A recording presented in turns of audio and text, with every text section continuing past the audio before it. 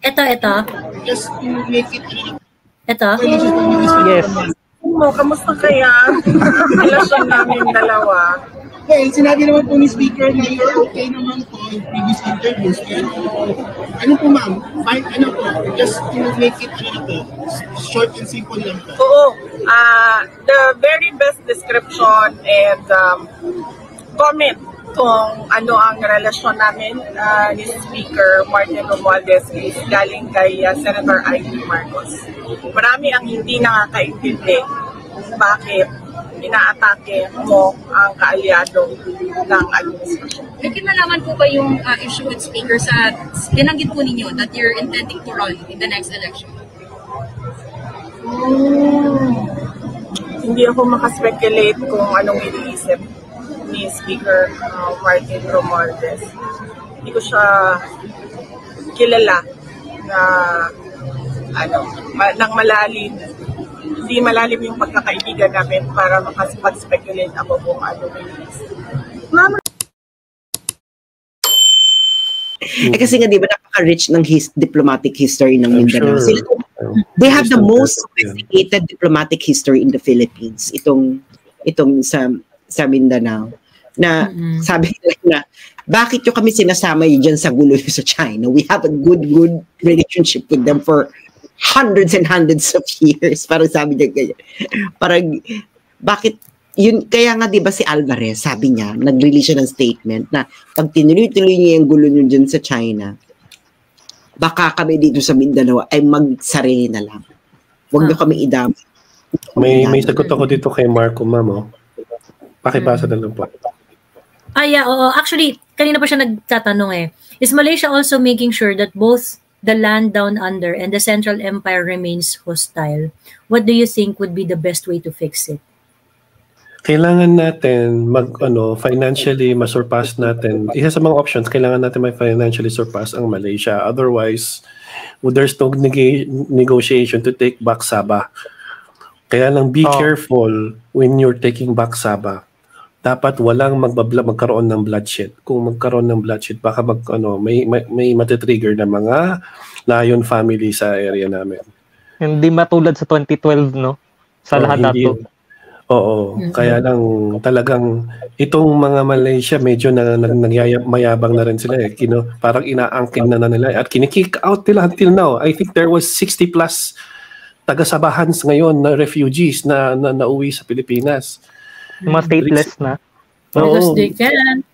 Tapos, because they can. Ang ginagawa ng mga walang I'm sorry to say that, yung mga ibang mga ng Malaysia, they want to kick out the local people from Sabah, exchange it from a Malaysian people para maangkin na nila talaga yung Sabah.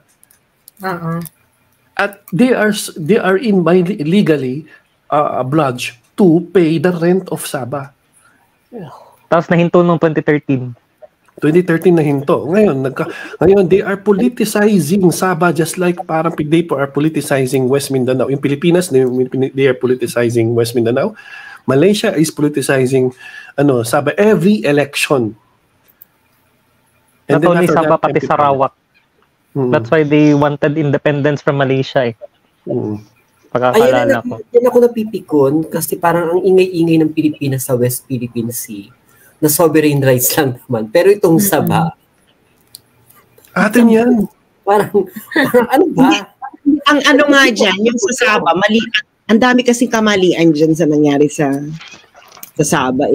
If you're gonna look back na tapos ayun nga, can you imagine kahit isang drop of oil we're not benefiting from? Oo, we're supposed to be like Saudi Arabia by now kung nakuha natin yung Sabah It's all because of one word, pajak.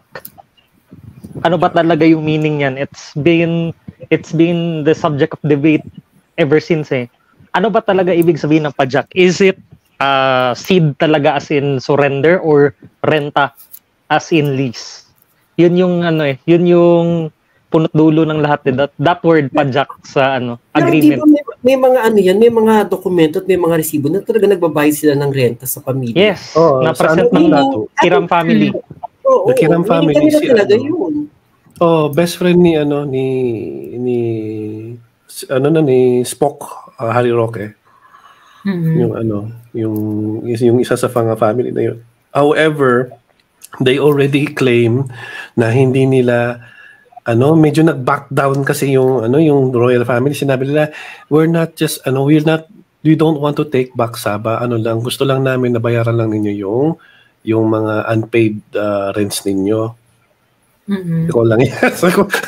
Gusto lang ninyo for money, not for land. Ay, sayang. Nagkagulo nga sa Malaysian Parliament noon last year kasi nung na-seize siniz yung Petronas properties nila sa Azerbaijan ba yun? If I recall correctly. Tapos gulat na gulat yung Malaysian government sa nangyari na bakit nanalo tong Kiram family? Tapos bakit hindi daw sila in-inform? Bakit di daw sila in-inform about that na meron palang ongoing case against them? Pero yun na nga kita mo itong Manila government, bakit hindi sila ba't hindi i-enforce dito yung claim ng yung arbitration claim ng Kiram family, pwede ka rin mag-seize ng public. Kaya nga ang nangyayari sa kanila is mas madali nga itong enforce kasi private yung suit. Mas mahirap kasi yung pag-between sovereign So ang eksena ngayon nila, deadma, di ba? Deadma sila. Tambak sila ngayon ng mga utang. Diyos ko. They are flooded with corrupt politicians din doon. Sa loob. Yung mga Sabahan native doon, they are still fighting. Nagsisigaw na nga yung kanilang congresswoman doon. Wala rin. They will say, I promise sa English. Pagdating ng post-election, forget about it. Forget about Sabah. Let's kick all the native ng Sabah. Ang mga Sabahan ngayon, mga ma'am, they are not considered as Malaysians. They are people without a nation. Parang Palestinian lang mga yan. Hindi sila makahanap ng mga trabaho. Hindi sila makahanap ng hindi sila makahanap ng... Ang salita pa nila ay tausog. Nagtatausog nga sila. Nakipagtausog pa nga ako sa mga kamag-anak ko dyan sa Sabah Nandiyan yung auntie ko, mga uncles ko. Kung ano lang, Diyos ko. Filipinas, be careful how you will approach this. Basta kung mag-approach lang po kayo, make sure it's bloodless, hopefully. Di ba yan? May DSWD office doon sa Sabah. Di ba meron? Hindi ko. Talaga? Yung ko lang to sa news. If I recall correctly, merong DSWD office doon na nagta-take care sa mga Pilipino na nasa Sabah na hindi nire-recognize ng Malaysian government. And also pala I don't know kung buhay pa yun kasi parang napanood ko yun or nabasa ko yun parang mga 5 or 8 years ago Basta merong DSWD office dun sa Sabah. And balikan natin yung about sa rental issue. Yung isa sa mga fino-float na issue ng Kiram family is bakit naging Malaysian ringgit yung binabayad yung agreement dati is you should pay us 5,300 Mexican gold pieces or gold coins. Tapos kinonvert to pound and then naging Malaysian ringgit. Dapat yung conversion is from Mexican gold coins dapat. Bakit naging Malaysian ringgit daw yung bayad sa renta? Which the Malaysian government did until 2013. So 2013, 11 years ago nahinto yung payment ng renta ng Malaysia sa Sabah. So, 'di ba? Kung renta pala yung yung bayad, bakit pinagpipilitan ng Malaysia na kanila yung Sabah, yung sinid na or sinorender na ng Sultanate of Sulu Sabah sa kanila. When in fact, until 2013 nagbabayad pa sila ng renta sa pamilya Kiram. Because they can. As simple as that. Because they can. They can po. And kaya nila kaya yung nakita po ninyo na mas close po tayo sa Indonesia, hindi tayo close sa Malaysia. Dahil din may dilemma po tayo dito sa Sabah po mga ma'am. I don't know what to do. I really it will take a long time. Kaya kahit it's going to take surpass between the Dirty Harry clan or the family of ng Sanireo family, baka siguro hopefully ang pag-aasa rin namin dito from now si Orlando Bloom kung may magawa man siya kasi bata pa yan. Parang feeling wala na maasahan kay wala na tayong lahat. Nasa land down under ka, nasa Brazil ka, nasa Bulacan ka. Parang ang hirap na ang hirap na umasa kay ang hirap umasa ng anything kay Bongbong Marcos sa totoo lang. And this is coming from someone niya, sobra. Yung parang ako nga the point of this entire live, yung iniisip ko kanina na ano ba to, galit na lang ba talaga tayo? Galit na lang ba talaga tayo? Kaya pag binukan niya yung bibig niya, asar ka na. Alam mo yun, yung parang gusto. Kasi di ba gano'n naman pagkagalit ka di ba? Yung parang lahat na lang ng gawin nung kinaiinisan mo. Meron kang masasabi. Sisa, meron akong question kay Sisa at saka sa mga land down under po kay Snake. Ito, ilagay ko yung pangalan niya. Kayo na lang magbigay ng niya. Kumusta siya? I think sinishape siya nasa kabilang barangay yan sa kabilang distrito. Actually, he ran post noong October. Nanalo ba siya? Yes, post. So, ibig sabihin, post? Ibig sabihin siya yung the next generation ng na line of the Dirty Harry family. I think, parang. I'm hopeful. Anak ni Island Philippines to, di ba? Kasi ito yung meron akong connection na nakakapag-link kami ng kanyang kasi siya meron siya may pagkalayon family may pagkalayon family itong sinulat mo. Oo. May kalayon family yan. Nag-usap kami ng mga family niya doon sa Brazil. Sabi niya, mark my word, si is going to be the next sheriff in the next generation. Okay, so that's why inaano ko na siya. Minamasdan ko siya ngayon So kayo na lang magbigay ng pangalan dito sa isang next generation Dirty Harry family. Madam Joey, anak to ni Island Philippines. Anak to ni Island Philippines. So anong tawag natin sa kanya? Future sheriff. Can be a future. Yan ang inaano namin. Ganun kami malayo ngayon mag-iisip na sabi nila, ang uncle pa na future sheriff ang nagsalita sa akin nun. Sabi niya, ang aking pamangkin, nandoon na siya, he's doing well. And nakita ko naman, okay. Kaya lang hindi pa siya, kumbaga sleeping baby pa siya na sheriff. Tinitraining pa lang. Kaya nagsimula sa barangay. Sobrang bata pa. 29, okay. 30. Okay. So magpipeak na, malapit na. Ayun. Anyway, ayan. At ang tawag dito, mag-e-end live na ako in a while, di ba? Na tayo, matulog na tayo maaga kasi antok na ako. Oo. Mag-end live tayo ng maaga, mga kababayan, ganyan, kasi kailangan natin ng lakas this weekend. Ayun, pero bago tayo mag-end live, sige, muna kayo, mag-last words muna kayo. 28, dead ma yan, wala yan. Paano kung si Catherine matuloy sa mini castle na lang? Anong gagawin nyo? Ipapray na lang namin na walang mangyaring masama kay Catherine. Talaga. Welcome naman siyang bumalik dito Anytime. Oo. Actually, isa pala sa gusto kong i-address na sentiment. May nag-comment sa nung pinag-usapan natin yung ni Catherine, yung kanyang statement na mag-mayor ba, tatakbo siya sa next sasali raw siya sa beauty pageant kasi hindi na makasali ng beauty pageant yung kanyang mga kapatid.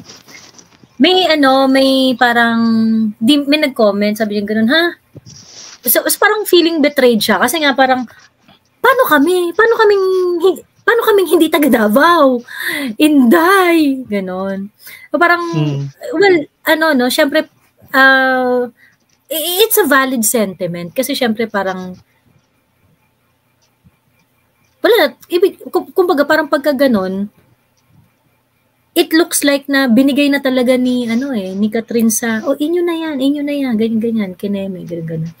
So yung mga tao who felt na meron silang kakampi, like yung hindi naman kami parte ng ng Australia 'di ba? Medyo nakaka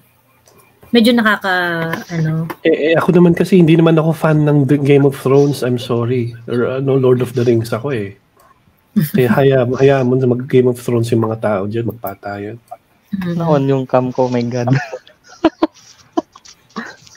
Okay lang yun. Ayun.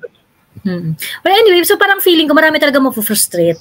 Maraming mapufrustrate sa na mga hindi taga land down or under na niwanan kami ni Catherine. Ganun. Expect yung ganung klaseng wave of sentiments. Kasi, syempre, 'di ba?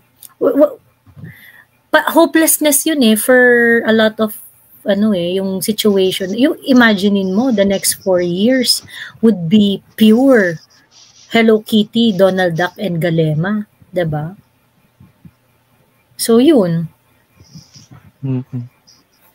Ayun, mga ganitong sentiments. So, sabi nakakatampo kung paano naman kami, siya na lang ang meron kami, pero sige na lang kung nilalapa naman siya dyan. Ayan. So yun, I'm pretty sure may babahan ng ganyang klaseng sentiments. Ayun. Becky ng Pinas, meron ka gusto ko i-share? I think ma'am, I'm sorry I think ma'am, binabahala niya rin sa mga power of the people to. If you really, really want it, we have to make that loud of a voice.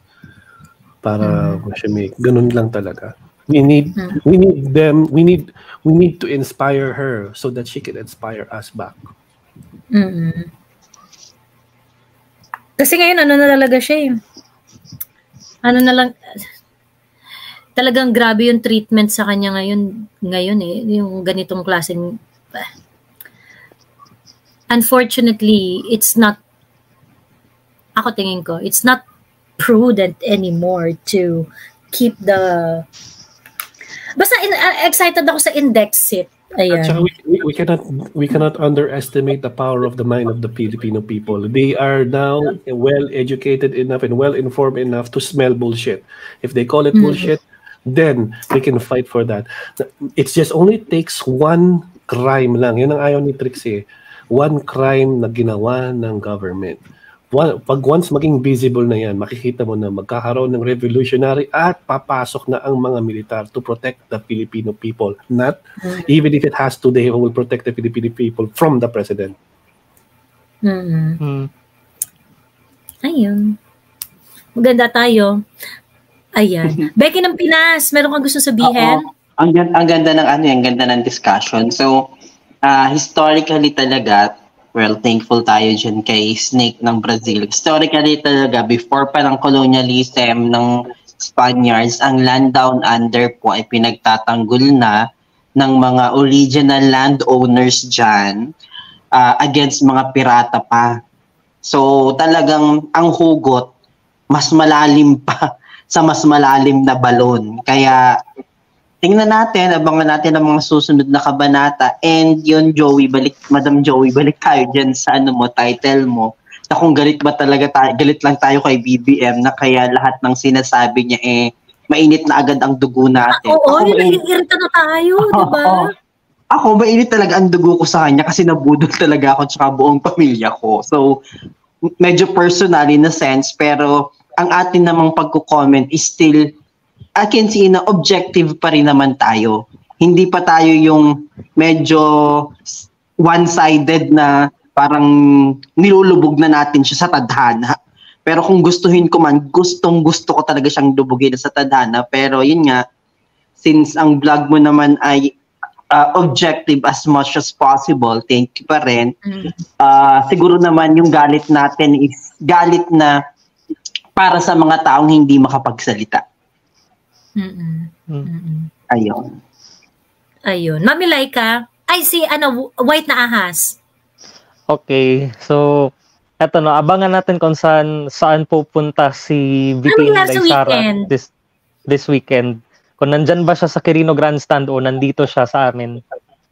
Hintayin lang Kasi may, natin yan. may ganap din sa Davao ng 28. May ganap sa weekend and I might attend sa ganap na yun this 28. Ay, wait, meron pala akong message sa'yo. Meron akong message sa'yo. I-message mo ko. Ay, madam, nag-text na ako nag-text na ako. Nag-text I don't na know if ba? na-receive mo yung Ay, And okay, anyway, got it. Okay. And anyway, eto sakaling mangyari man yung hiwalayan ng unit team, be ready sa mga susunod na Formal na gaganap. hiwalayan. Formal na breakup na. Oo, formal na breakup na. Break na eh. Ang art, ayaw na lang umamin di ba? Tapos ito, natanong pala kanina si VP kung kumusta sila with Tambi. Ang sagot niya is, yung magde-describe ng situation nila is the statement of Senator Amy Marcos. Talaga? Hindi mo siya Marcos, hello, yan. Tapos yung si Senator Amy Marcos na bakit inaaway yung mga Duterte? Bakit inaaway yung mga Duterte, ganun. Yung ganun na statement ni Senator Amy. Yung hindi naman natin sila kalaban. Oo. Hindi kami close. Ay, hindi ka ba nakita yan? Teka. Medyo strong na yung statement ni VP. Sabi niya meron hindi namin maintindihan kung bakit inaatake mo ang mga kakampi ng administrasyon. Gumanon na siya.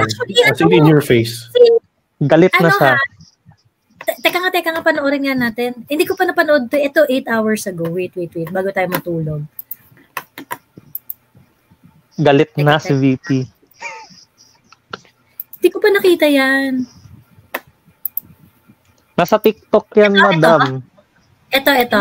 Just to make it Ito? Yes. Kamusta kaya? Relasyon namin dalawa. Well, sinabi naman po ni Speaker na you're okay naman po in previous interviews. Pero, po ma'am, just to make it short and simple lang po. Oo.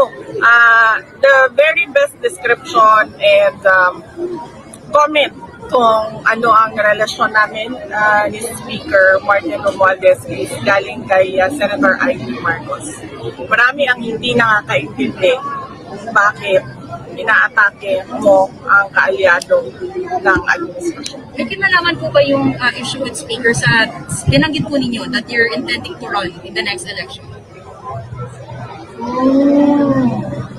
Hindi ako makaspekulate kung anong iniisip ni Speaker Martin Romualdez. Hindi ko siya kilala na ng malalim. Hindi malalim yung pagkakaibigan namin para makapag-speculate ako kung ano iniisip. Okay. So parang inano niya yung ang tawag dito, yung binolster niya yung statement ni Senator Amy. Yes. Ganon, no? Oo. Hinahinay na yan actually. Oo. It would lead to something na hindi gugustuhin ng mga kaalyado ngayon ni Bongbong at ni Martin. Nanood na ako ng Lord of the Rings.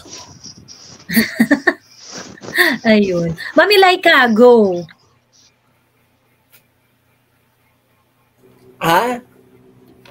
Ay, sorry. May ano ka pa? Sa akin yung napanood ko kahapon na interview ni BBM. In response dun sa kalokohang ginawa niya sa concert na naka-helicopter pa siya. So alam niyang mali yung ginawa niya at nagpapakyut siya. Kaya nakakainis kasi parang yung mga important issues wala kang ganyan, yung ginawa mong pagpapakyut sa Coldplay, meron kang yung ginawa mong sa Coldplay, ngayon nagpapakyut ka sa Nagpa-interview ka pa. Papa-interview ka pa dyan. So parang nakakapikon kasi parang dapat yung mga importanteng issue ina-address mo din, hindi yung pagpapakyut mo lang dyan sa Coldplay yung in-address mo. Pangalawa yung sa PI, nakakakita ko ng pag-asa kasi, di ba, hindi rin tanga yung Senado.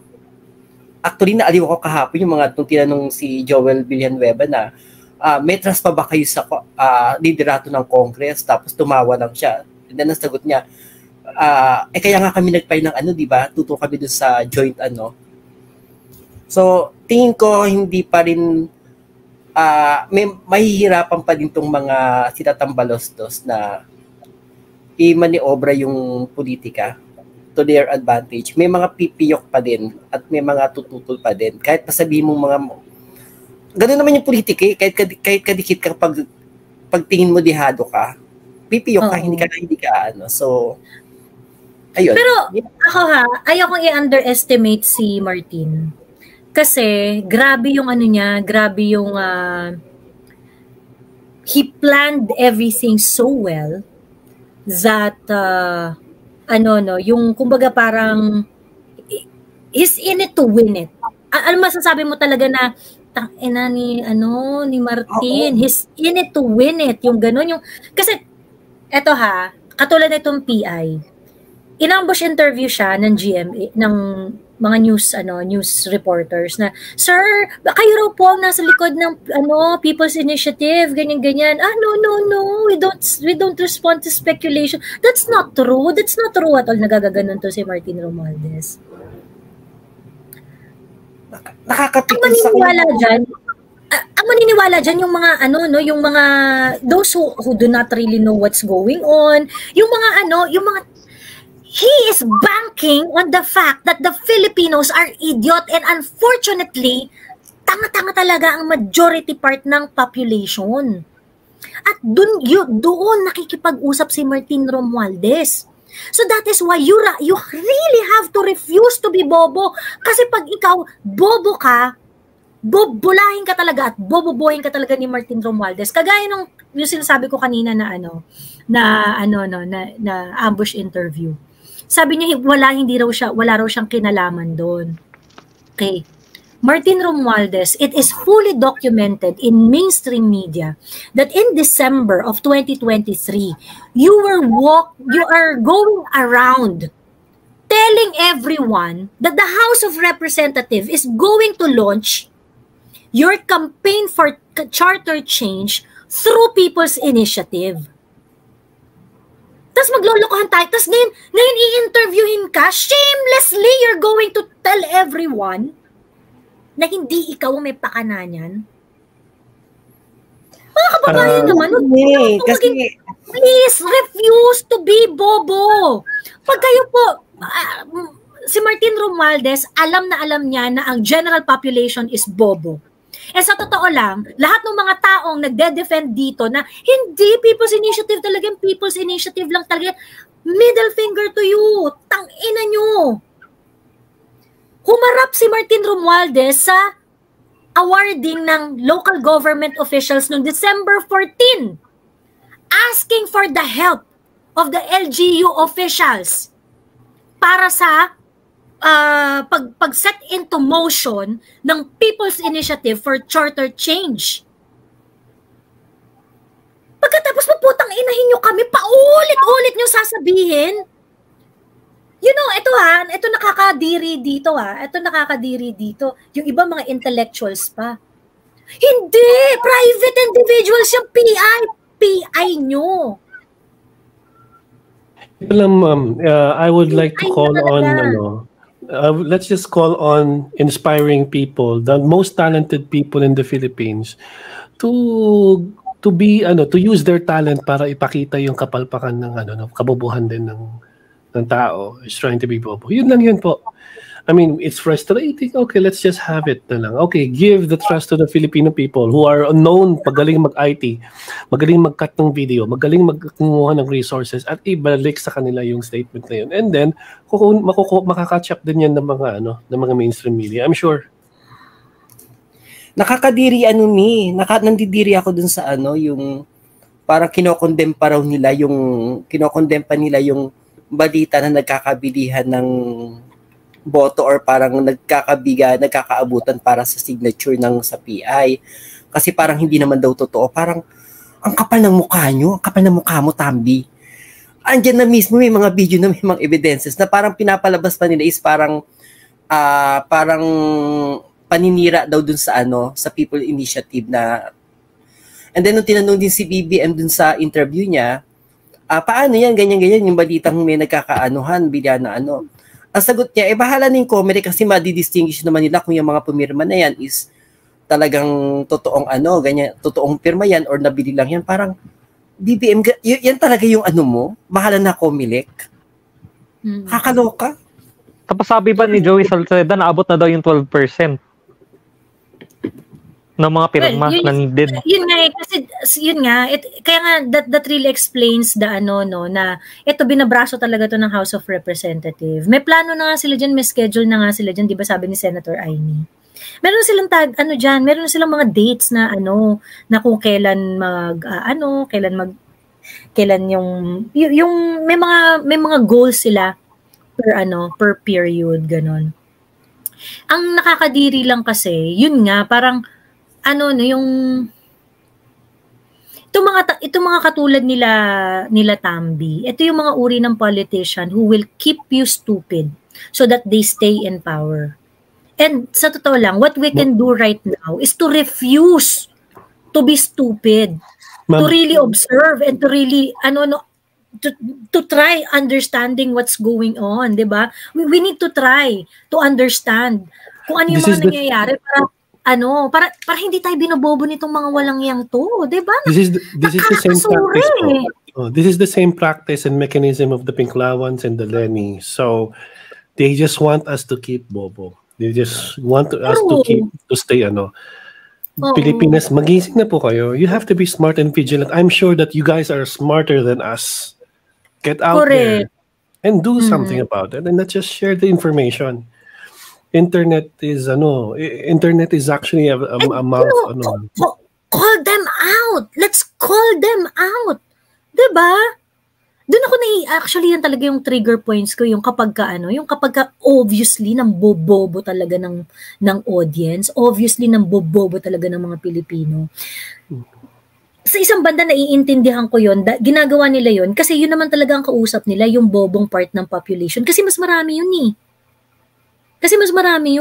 Kaya dapat ang mindset natin, ubusin natin yung bobo part ng population. Dapat maging matalino tayo. Dapat lahat tayo nag-iisip. Tapos ikaw naman, Jane Balagtas, sabi niya ganun, problema mo, Joey, lagi ka nalang galit, handang manabunot, hirap magpadami ng subscribers, no? Sabi ni Jane, actually, handa akong manabunot. Hindi ako handang manabunot. Handa akong i-choke kita. Handa akong i-choke kita. As in, armbarin kita ng bonggam-bongga, Jane. Kung magkaharap tayo, ganon. Tapos sabi niya, hirap magpadami ng subscribers. Hindi ko alam sa'yo, ba't ka nandito? Yun nga. Ba't ka din dito? Yan tuloy na tamaan siya nung sinabi mong ang daming bobo, nasaktan. Oo. Wag kang bobo, Jane. Kasi bobo ka naman. Diba? Here's the thing po. I mean, we have to stay informed. And then, sinabi nga, alam mo, nung time ng ni Duterte, he was actually giving us breadcrumbs of how to be a very effective Filipino thinker. First, sinabi niya to be vigilant. Nung isa sa mga PMA graduation, sinabi niya sa mga graduates na yun ng PMA na to do the right thing. Kahit ako yung mali na yun, ipaglaban ninyo, galian pa, awayin ninyo ako, walang problema. He was actually inspiring people to do the right thing and do their job lang. You were assigned and elected to do your job. If we're not going to react, if we're going to allow these people to do, kagaya nitong People's Initiative na to, na talagang harap-harapang pambabalasubas. You know what? This is actually, kaya nga sabi ko, do not underestimate Tambi. Magaling siya. Tingnan niyo tong PI na to. It's going to be given due course. Now, Rep. Salceda is saying that the required number of votes has already been achieved, yung 12% at saka 3%. 12% ng registered voters, 3% as represented by 3% of every legislative district has already been achieved. Sabi ni gano'n, I'm confident, we have already achieved that. Kaya nga di ba sinasabi ko sa inyo kanina, yung may mga, kanina nung isang araw, may nagkwento dyan na sa Davao talaga, yung sa District 1, yung talagang stronghold ng tama ba yun, White Ahas?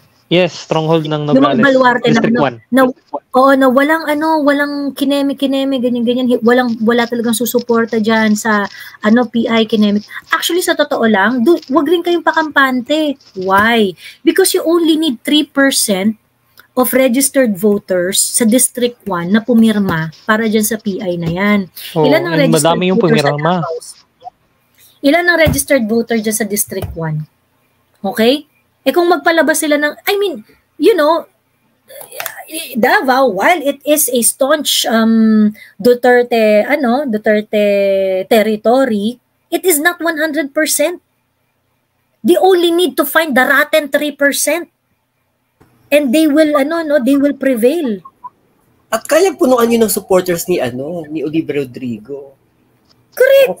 Diba? Kung kunwari sa survey, doon sa 97% suporta sa Duterte, 3% kay Olivia Rodrigo.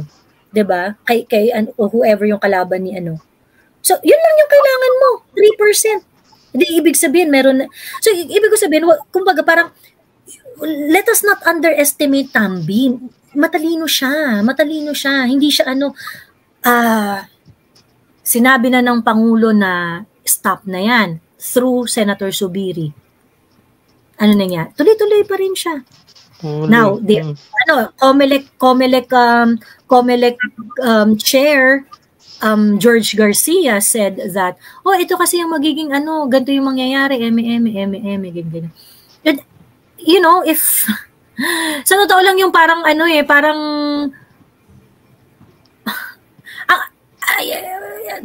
in all honesty, habang nagsasita si George Garcia, basically parang nag-a-apologize siya dun sa nag-a-apologize siya dun sa parang obvious naman yun They want to bring it they want to bring it and to bring it dun sa level ng usapan na hindi, konstitusyon ang sinusunod namin dito. Allowed naman talaga to. Kineme, ganyan. And they still want to keep their lie that it is people's initiative when in fact it is not.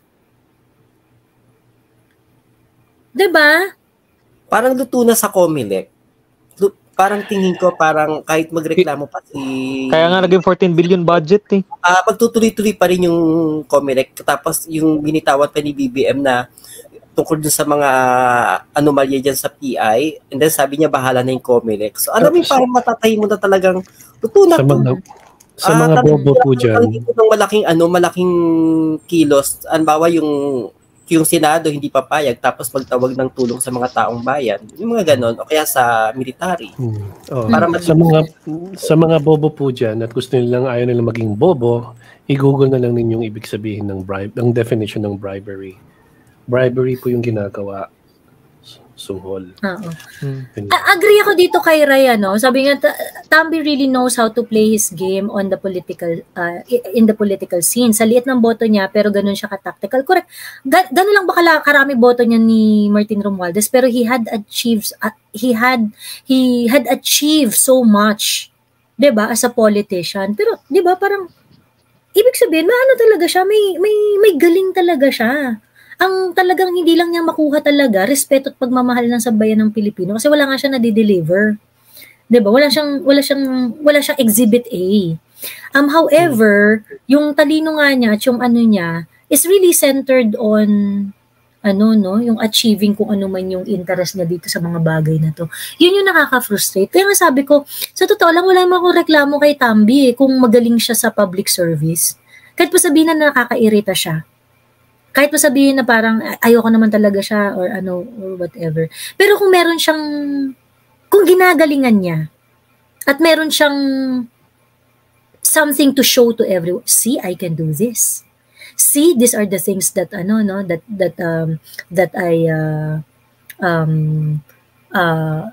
these are the policies that I formulated for the Filipino people and for the generations to come. 'Di ba? Yung mga ganun sanang hechos balungos, wala eh. I mean, kaya naman ako nababadrip sa kanya ng bonggang-bongga kasi panay ka politika, yung talino mo nagagamit sa 'di ba? Parang please use it for public service. At pag sinabi po natin public service, hindi po yung non-stop bigayan ng ayuda. 'Di ba? So, magulang si Tambi, sabi ni Arnie Curtis. Yes, actually, yun talaga. Magulang talaga siya. Sobrang yung magulang. So, sa akin, yun yung importante. Yun yung talagang we really have to, call out bullshit when bullshit presented. In the words of former President Duterte, be vigilant. Yes.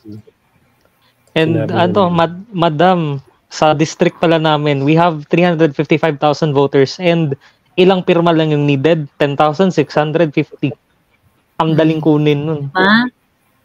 Ayun. Ang tawag dito, meron pa ako isa sasabihin eh. Yung sabi, magpa-file naman daw ng kaso, ganyan-ganyan. Don't you think hindi in-anticipate yan ng team ni Tambi? Yung magko-question sa SC, ganyan-ganyan. Ay, kumbaga, kasama yan eh. I'm pretty sure eh. Nung ginagawa nila yung timeline, I'm pretty sure they thought about that. Ganyan. Kaya nga dinaan sa ayudahan eh. Kaya nga dinaan sa pag-aayude. Okay, ganito. I'm pretty sure Attorney Harry Roque is going to fight tooth and nail para dito. Pero, dun tayo sa practical level ng usapan. Kung kunwari, nakuha niyo yung boto niyo dahil sa ayudahan. Sinong tataas ang kamay dyan na taamin na yes, pinamigay nga namin, sinabay namin sa ayuda. Ganun. May aamin dyan along the way. I'm pretty sure meron dyan kumbaga yung talagang honest at talaga naniniwala at yung kumbaga yung matalino enough to really understand the situation. Meron aamin dyan. Pero, as a general rule, kung ikaw, you want that ayuda, part ka ng general population na hindi nag-iisip, ba't ka pipiyok? Anong mahihita mo pag pumiyok ka? Diba? So nakita mo yung playing field ni Attorney Harry Roque kung sakaling mag-file siya ng petition. Mahihirapan rin siya. So I'm pretty sure yung in-anticipate rin yan nila Tambi ng bonggang-bongga. Kaya nga parang we really have to to help and support those people who are fighting for what is right. Ayun lang. Or magre-revolutionary na lang. Hindi ko na tinago yung storya na yun kasi yung storya talaga nun, that's true. Makikita mo, ma-verify mo yun talaga online. Yung sinabi niya na in-ambush interview siya, sabi niya hindi raw siyang may pakana ng PI, parang pakitang December 14 sinasabi mo yan ang plano ninyo eh. Okay. Charter change to People's Initiative.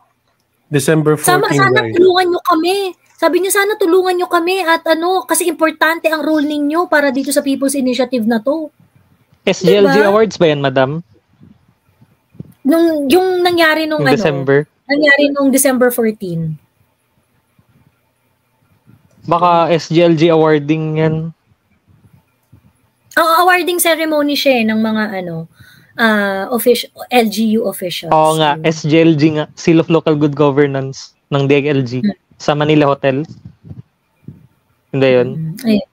Oo. So, yun. So, parang so, yun nga, parang sinabi ko lang na shinare ko lang na, yun nga, parang we really have to, mahirap kasi yung I'm pretty sure maraming lalaban. At kagaya nga yan, yung hindi naman yan i-give up na lang ng kagaya ni Attorney Harry Roque at na iba pang mga makabansa talaga ng mga abogado, ganun.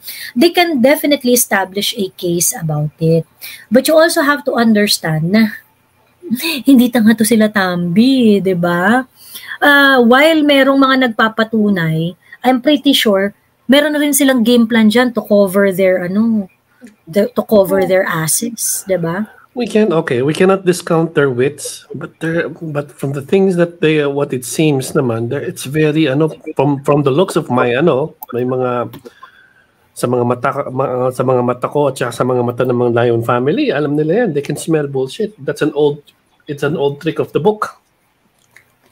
Sa longing standing nila sa politics, alam nila yan, mga old trick of the book yan. Kaya sabihin nila, basic lang yan or amateur lang yan.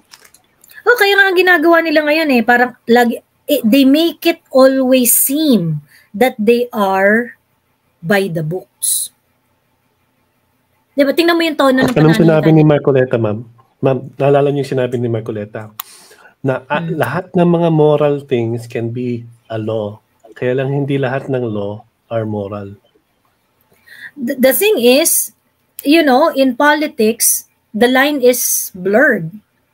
'Di ba? Yung kung ano yung moral at saka kung ano yung immoral. So basically, pagdating sa politics, ang measurement mo talaga niyan is the public welfare, is the general welfare served. Yun talaga yung measure diyan eh. So, ngayon, kasi ma'am, like it or not, we have to dance with the snake eh. Ganun talaga po, ma'am. Pati yung mga family ko diyan sa Lion, they have to dance with the ugly princess. But I have nothing to lose eh. A lot of people have nothing to lose. We just want to kumbaga parang may yung mga tao na nag-iisip who are very very disgusted with this situation, Snake, with all due respect. Kami ang gusto lang namin maayos na public service eh. 'Di ba? We have nothing to gain or we have nothing to gain or lose here. So parang sa amin hindi namin kailangan sumayaw sa kahit kaninong 'di ba? Kaya naming magsalita. And etong power na to talk and to call out, nasa ating tong lahat ng mga ordinaryong citizen. 'Di ba? Na kami hindi naman kami nagde-decide ng policy, hindi naman kami humahawak ng budget, hindi naman kami di ba? Hindi sila transparent kasi. They're not transparent po, ma'am eh. They say it's PI, kaya lang it's a different PI. Oo. Ayun. So anyway, yes, White Ahas. And another demonstration of the weak presidency of BBM is kumabig na naman siya sa POV modernization. In-extend na naman niya yung deadline from the original December 31 last year. In-extend niya to April 30. So ano yung sabi niya na walang extension? Kulang sa disiplina Pilipinas. Iba. Ay, oo, yan pa pala. Nakalimutan kong i-add yan, yung nagbago yung isip niya dyan sa implementation ng modernization. Bullshit, di ba? Ayun. Sabi ni Jose Solayaw, Joey, matutuyuan lang kayong lahat ng dugo, ang litid nyo lolobo. At kailangan nyo ng maraming medication para ibaba ang high blood. Walang mangyayari. Sabi ni Jose Solayaw. Ba't ka nandito? Wala naman palang mangyayari. Naman ni Josie. Ay, ka na dito. Wala mong pala mangyayari. Diba? If you really think that nothing's gonna happen, dapat hindi ka na rin mag-participate sa mga ganitong political conversation. And you're a disgrace. I mean, I'm sorry. Lazy ass asshole naman, no? Masyado kang hopeless. Ayun. Ayan. Sabi niya, yes, we just want a government system that serves its purpose to the Filipino people. Sabi ni Solitary Life, please fight and don't dance with the snake. Nagawa dati ng mga Pinoy ang lumaban, you can do it again. Sabi ni Solitary Life. Oo naman kay Solitary Life. You're right. Ito lang yun po. Kasi, if you want something to do it, may mga sacrifices na mangyayari po. Like it or not po, may mamamatay. A revolutionary only happens when someone dies. You really want to make this thing happen? Talagang kailangan may mamamatay talaga po dito. Other than that, sa nakikita ko, wala tayong nakahanda lang talagang AFP ngayon. May makita lang sila may someone will draw blood. Okay, they will try to keep the peace. No, we will not to say. I mean, thankfully naman, we can still express our frustrations here kay Ma'am Joey and everything. So, hindi pa naman masyado gumagalaw-galaw yung digital soldier ni Hello Kitty.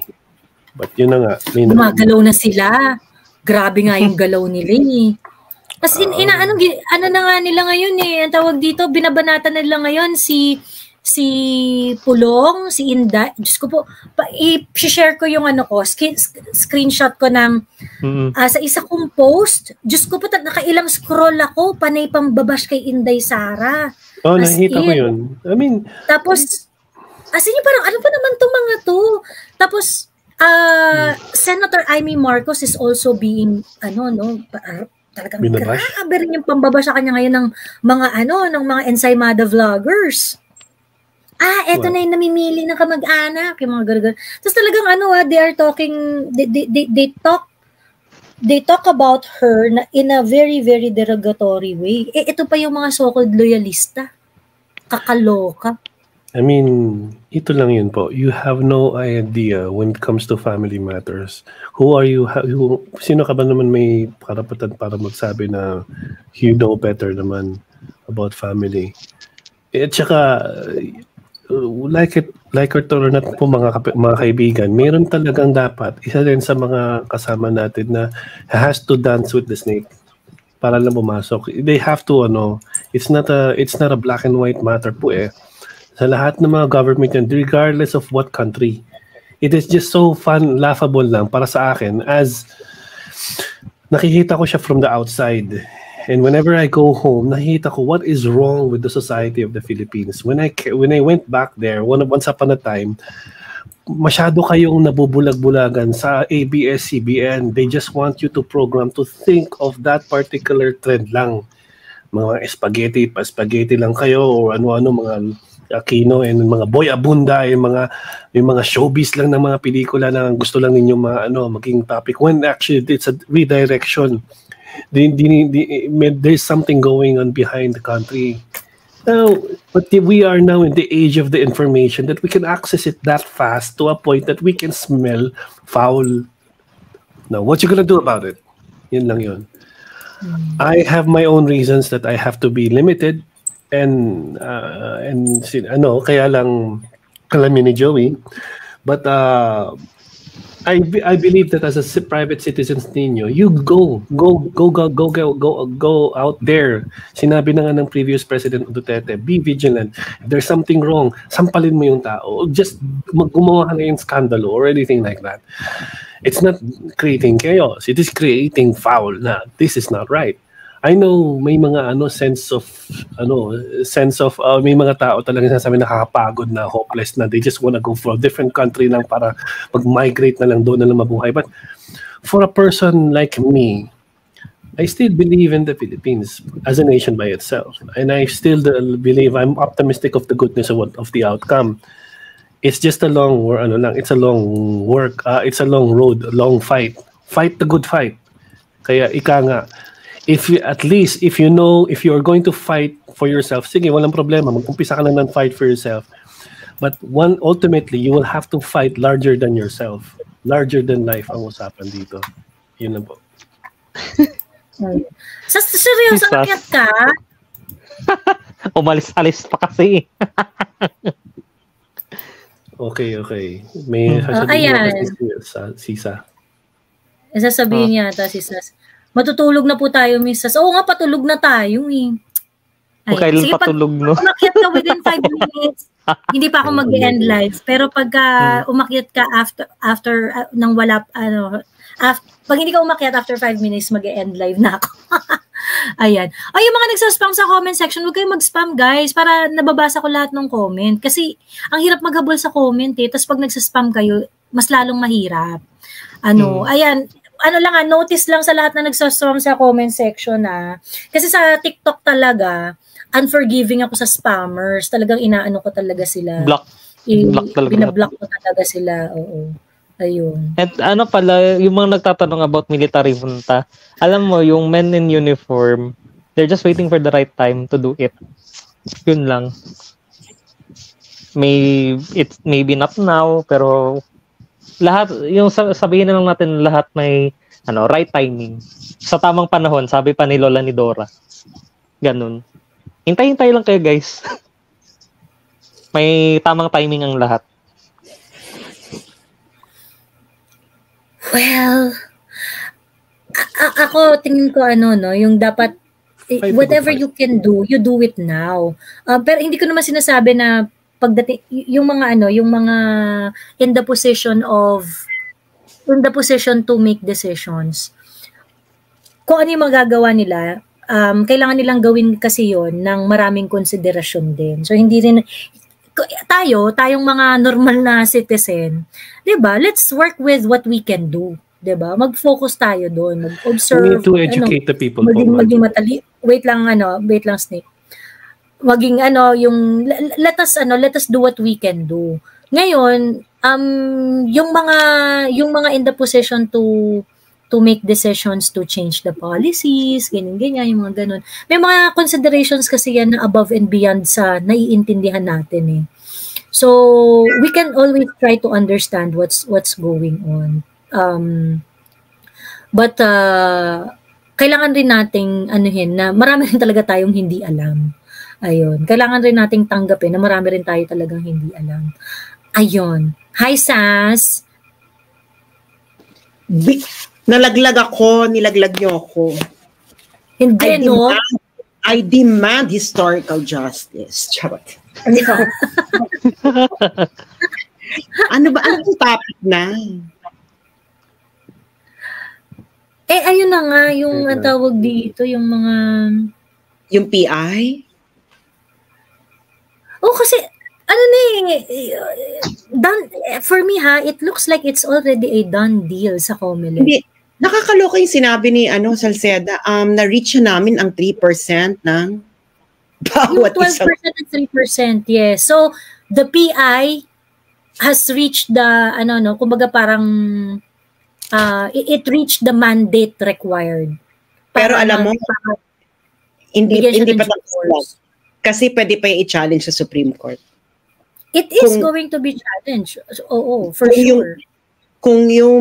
Kasi ang pagbabasihan kasi niyan is the process na ano ba yung People's Initiative? Pag pinondohan ba to ng Kongreso, ng House of Representatives, People's Initiative pa rin ba to? Tapos ikalawa yung pagkuha ng consent. Lalo na ito conclusion na raw, sabi ni Antonio Torres. Hindi, pwede pa to, may 1 hour pa. Walang tulugan. Walang tulugan to, girl. Ano ba to, yung pagkuha nga ng consent? Kasi mahabang usapin yan eh. Kasi di ba meron... Di ba meron yung dating na challenge na yun sa Supreme Court, yung People's Initiative or something like that? So, ito kasi nakakatakot dyan, Sas. Kasi ngayon, magiging parang mapupunta yung question into a battle of facts.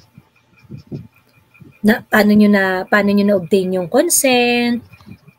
Pinondohan ba talaga yan ng pinondohan ba talaga yan ng House of Representative or hindi, ganun. So ngayon, pagdating sa korte, sino ba magpo-prove nun? Yung magkwe-question, di ba? Yung magkwe-question. I know. No. Oo. Ang kailangan mag-prove na may consent is yung nagpa-People's Initiative.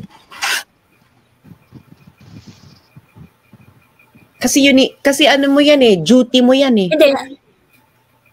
Pag kailangan mo kailangan, hindi ka pwedeng manalo.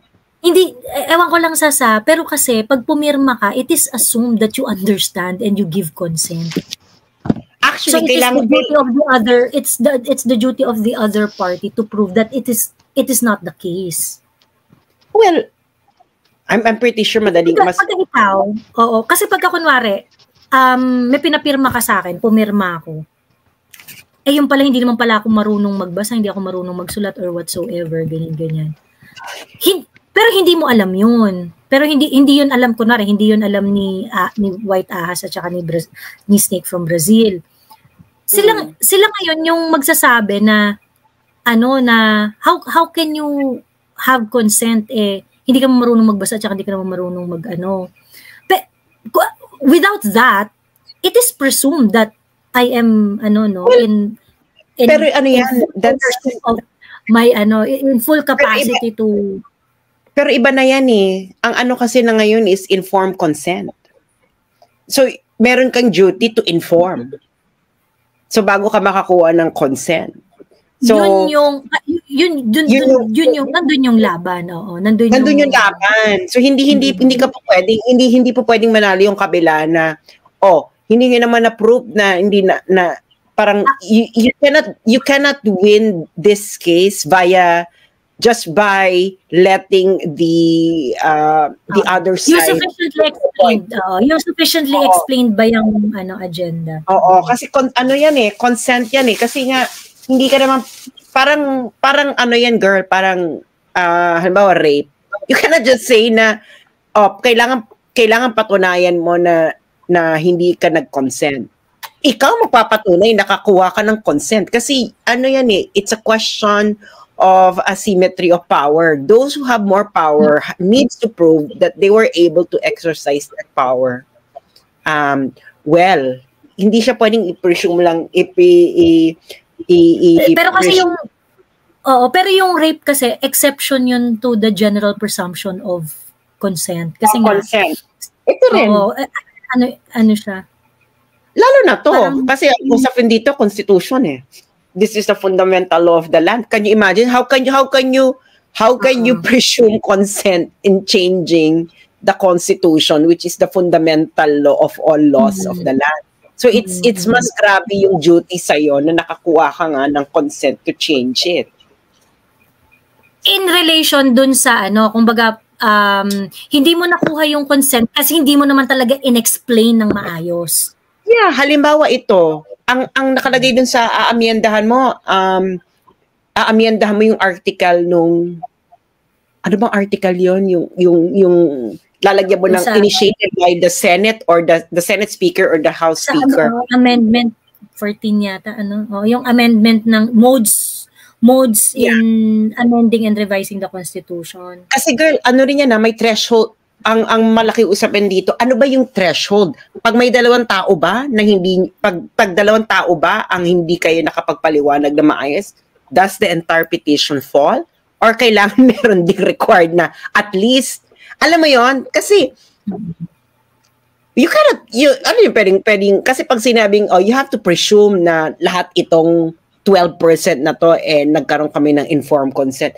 Bex, paano kung meron siyang 5?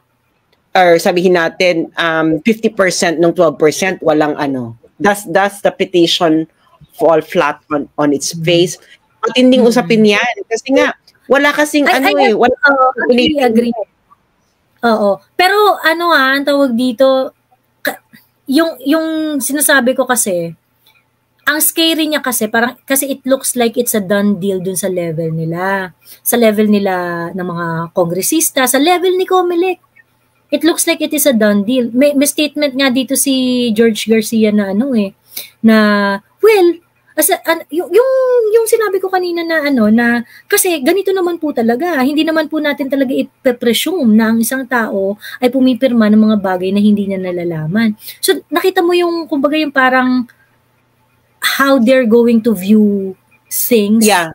In appreciating yung pero mahirapan sila sa argument na yan. Kasi this is Constitution, girl. Does every Filipino even know what the Constitution is and what is amendment, what is revising? Kaya mali na sila doon na pagdating sa ordinary transactions, that applies. Pero girl, we're talking about Constitution. Yeah, at tama naman at agree ako dun na malamang nakaka-frustrate lang that it has to go to that level kasi nga pinaglaruan nila yung system pinaglaruan nila yung yung 'di ba yung bago pa siya ma-question sa korte, gano'n nakaraming resources yung nasayang for a thing that we already know kung paano dapat i-decide ng Supreme Court, 'di ba? Kasi may process pa dyan, girl. Paano verify ng COMELEC na yung pirma doon pirma talaga ng mga botante. Meron ba silang record ng pirma ng mga lahat ng botante to cross-check? Do they have the mechanism to do that? May biometrics na kasi yung voters registration eh. Kaya makikita, makikita nila. Naku girl, mahirap yan. Remember nagkaroon yung registry, may kaso diyan si Bautista. Si Andrew Bautista. Si Andrew Bautista na-leak yung mga registered voters nung I think before ng 2016 election yata yun. Tapos nag-recommend yung National Privacy Commission na i-prosecute siya for the violation of Data Privacy Act. Kasi nga, yung data ng mga parang na-i-upload siya sa isang website free for for download of anybody, ganyan. Pero ang niyan is babagsak pa rin sa constitutionality nung pagkuha nung people's initiative, yung process, etc. Kasi nga ano yung threshold ng consent? Yun wala naman considering na meron na ring previous ruling na yun nga alala ko parang yung sa Lambino case hindi na translate yung petition into a language understandable dun sa mga nagpipirma, ganun. Ayun din. Kasi English yung English yung pinapapirmahan nila. Tapos ano ba yung iba-iba pa yung explanation ng mga nagpapapirma kung bakit kailangan baguhin yung constitution. Tsaka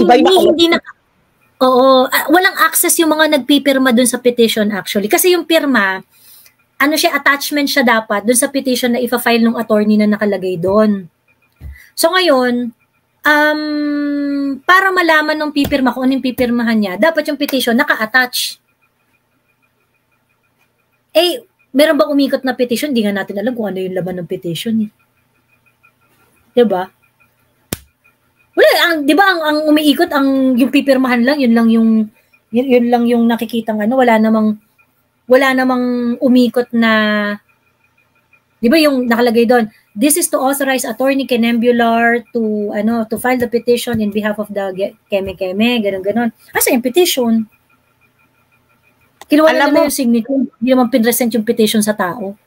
Yeah, actually, alam mo, baka mapatawag pa dyan si Jam Magno sa yan sa Supreme Court. Kasi ikaw nagsabi, paano mo nasabing incentive? Bakit mo pinagtatanggol? To personal opinion mo lang or binabayaran ka para sabihin yan? Kasi, malaking matagal pa yung ta-challenge sa Supreme Court eh. Kasi syempre aalma pa diyan yung Senate. Diba? Mukhang all out war na sila ngayon eh, 'di ba? Oo. Yun ang mali, girl. Naloka na nga lang tayo. Ay, meron pa lang ganito. Meron pa naman. Actually, na-frustrate ako doon sa mga tao na dinidisregard yung fact na nagkakaroon ng bilihan ng pirma, yung sobrang oblivious doon sa mga pangyayari na talaga nagkaroon ng symposium sa mga barangay niyo para pag-usapan yung People's Initiative. Sige nga, pakitaan niyo ako ng isang symposium sa barangay ninyo para pag-usapan niya. Tapos yung iba na parang, hindi naman mga allegation lang, hindi yan totoo. Pero, girl. Hindi, ang doon is,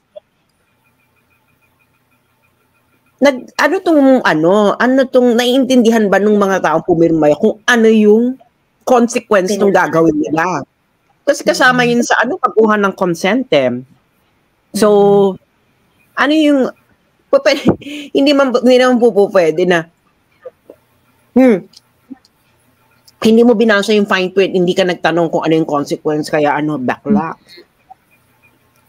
This concerns changing the constitution. This concerns changing the fundamental law of the land. So, kailangan meron ka diyang pero matindi ang laban nito sa Supreme Court. It will be an epic battle. Totoo. As in. And I'm pretty sure eventually talagang matatalo rin naman talaga yung ano.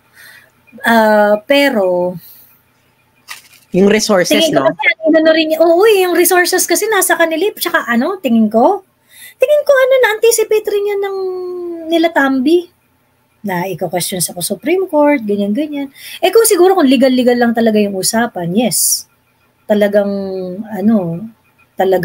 actually dapat nga sa COMELEC level, chine-check na yun eh. Was there an informed consent? Kasi anong proseso nga ng COMELEC? Anong proseso ng COMELEC? Ministerial lang daw ang nila, titingnan lang kung pirmado daw yun ng kung talagang yung voter daw ba talaga yung pumirma noon, ganyan. Kasi hindi naman daw pumirma, hindi naman daw tayo pumipirma nang hindi natin alam ang pinipirmahan natin. Alam mo, hindi totoo yan kasi yung party list, nagbe-verify sila kung totoong member ka. Kasi dati naalala ko yung ang ladlad, tinawagan talaga ako. Totoo bang member kayo? COMELEC talaga tumawag sa akin. So talagang imposible yan, girl. Ano lang yun para for election. Hindi pa pwedeng ministerial. Tiningnan mo lang yung signature. So pwede pa lang check lang daw nila kung kumbaga parang ministerial duty lang ng on checking, ganyan. Hindi ba dapat hindi ako naniniwala sa ministerial duty kasi ang pirma sa People's Initiative is like a vote. You need to verify that the voter is a real voter before they can vote. And then that and yung signature na talaga yon. Actually, kailangan nilang tingnan if there is enough campaign to really inform the people din eh. Sige, i-check nila yung kung legit yung signature o hindi. Okay, sige fine. Sige, ministerial yung part na yan. Pero dapat titingnan mo kung nagkaroon ba ng large kumbaga ng parang kung ano ba yung scale ng information drive dito where you can conclude that the public can intelligently make a decision on the matter. Pero hindi ko narinig magsalita ng ganun si George Garcia. Hindi siya nagsasalita ng ganun. Kaya nga parang dapat sa level niya meron siyang ganun di ba? Hindi, dapat in-explain niya yung process. Pag sinabi niya ministerial lang yung process natin, Ayun. Joey, paki-check yung Miriam Santiago versus COMELEC. Mas latest yata yung Lambino case Arium. Mas latest yung Lambino.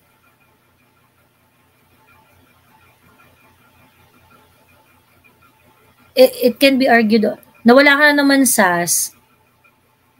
Ayun. Siya. Kunin natin ang pagkakataon na to para mag-end live. Ayan. Sige, natulog na tayo.